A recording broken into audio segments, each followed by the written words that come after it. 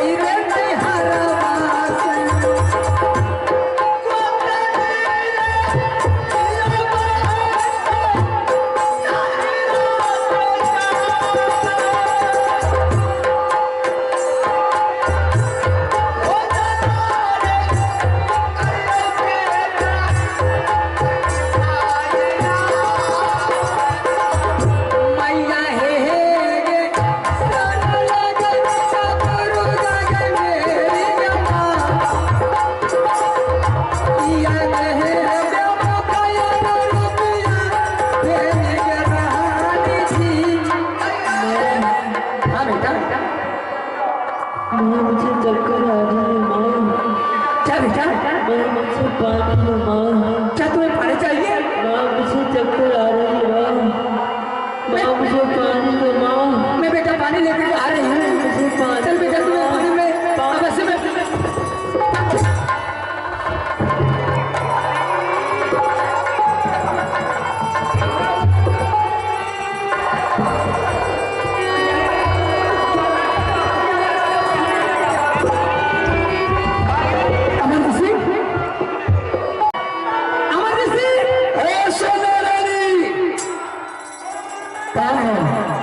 मैं इंद्रदेव हूँ। बाबा तूने ये क्या कर दिया? क्या है बाबा? मेरे भक्तराज को तूने बेकसूर बेगुनाह का तूने हत्या कर दिया। ये तुम्हारी क्या बिगाड़ा था? बाबा मुझसे गलती हुई, मेरी गलती बाबा क्षमा करना। ये क्षमा नहीं हो सकता है सोना रानी। मैं तुम्हें श्राप देता हूँ, जिस तरह से तूने इस बालक को बेगुनाह बेकसूर का तूने जादू का जहर दे करके हत्या करवाई है, तू भी 12 बरस तक दर का ठोकर खाएगी और बन बन का पागल होकर के दर्द का ठोकर खाएगी। बाबा मेरी गलती क्षमा करना बाबा, आइंदा टाइम से मैं गलती नहीं करूंगी। मैंने शराब दे दिया हूँ सोना रानी, तुम पागल होकर के दर का ठोकर खाएगी और एक समय आने के बाद यही बच्चा से तुम्हारी मुक्ति मिलेगी। जाओ, जैसा कर्म किया वैसा फल पाओ।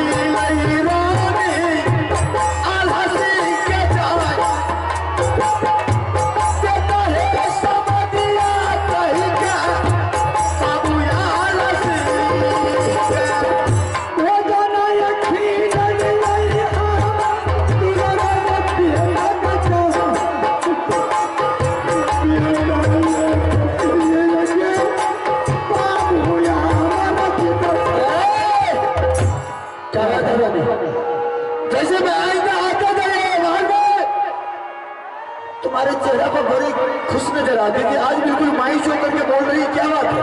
किसी तरह की दिक्कत है तो तू क्या करके सुना सकती है? मैंने महल में कोई काम कर रही थी, बेटे इमरजेंसी ने कर्म से भड़काया, दरबार में मां मांग की चिल्ला रहा था। मैंने कोई काम कर रही थी, मैंने काम छोड़ करके दौड़ी आई दरबार। मैंने बेटा को गोद में उठाई, बेटा मैंने सारे समाचार पूछी थी, बेटा कैसे समाचार है, क्या मदद हो? बेटा ने कहा वहां चलते चलते मुझे बहुत जोर भूख लगा है, मेरे लिए तुम्हें भोजन बनाओ, मैं भोजन करूंगा। मैंने बेटा से बोली अरे छवि लोग का धर्म है, जब तक स्नान नहीं करता है, पूजा नहीं करता है, तब तक आंचल नहीं करता है। बिल्कुल सही बात है। तेरे पतिराज बेटा गया स्नान करने के लिए, मैं इधर गई रसोई घर खाना बनाने के लिए। मेरे रसोई घर में खाना तैयारी हो गई, बेटा ने स्नान करके आया दरबार। मैंने गोद में बैठा करके मैंने भोजन करवाई। बेटा ने बोलता 3 बार, माँ मुझे पानी चाहिए, पानी चाहिए, पानी चाहिए। इतना ही में बेटा ने मर गया। अरे पगली तुम ऐसी मां, अरे अपने बच्चे के बारे में तुम इस तरह की बात कर रहे, ऐसी वचन निकाल रही, तुम्हें कम से कम तुम्हें तो सोचनी चाहिए। तुम्हारी जैसी माँ को तो मुंह में कीड़ा पड़ जाना चाहिए, तुम्हारी जैसी माँ को तो जुबान काट करके गिर जाना चाहिए कि बच्चे के बारे में इस तरह की बात कर रही कि बेटा अचानक मर गया। अरे पगली मैं अच्छी तरह जानता हूँ कि माँ का दिल गंगा की तरह होता है, तुम घबरा गए हैं? बेटा मरा नहीं है, बेटा पैदल चल करके आया स्कूल से, इसलिए बेटा थक गया है। रानी, बेटा को सेवा की जरूरत है, बेटा को सेवा करने के बाद बेटा उठ जाएगा। बेटा मरा नहीं है पगली, मरा नहीं है। सोना पिला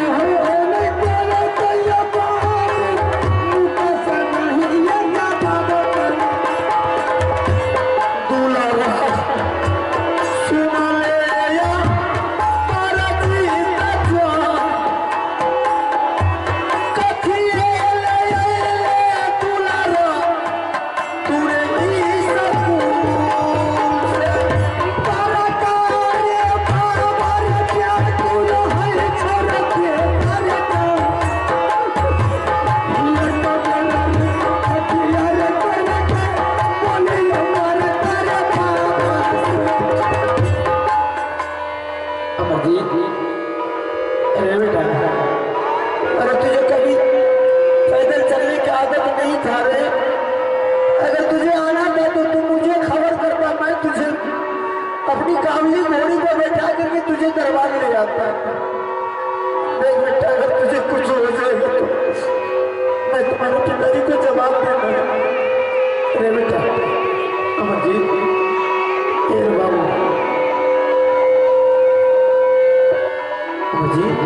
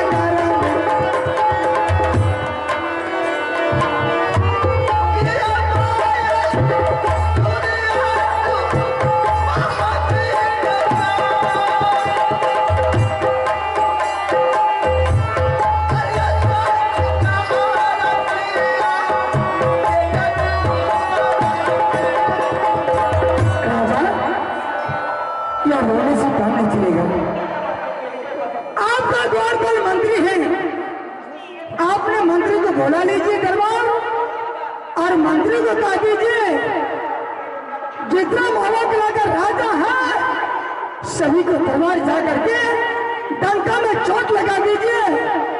आज बाबू रुद्र सिंह का बेटा ने मर गया है, मैं संस्कार करने के लिए जा रहा हूँ। जिसको लकड़ी देना है आ करके एक एक लकड़ी दे करके संस्कार करके अपने अपने घर चले जाएं। इससे जल्द संस्कार करवा करके आप घर जाइए। ये